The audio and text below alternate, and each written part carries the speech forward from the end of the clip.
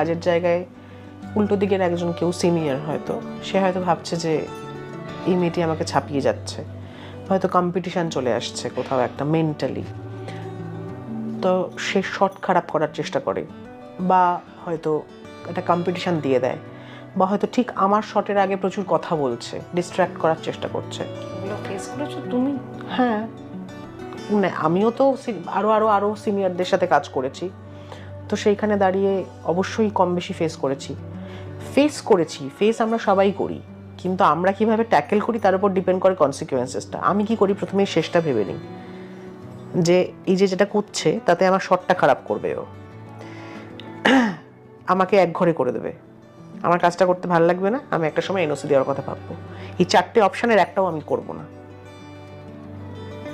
এই যে 4টে কনসিকুয়েন্সেস ও আমাকে দেওয়ার চেষ্টা করছে, এই একটাও নট অ্যাপ্লিকেবল ফর মি।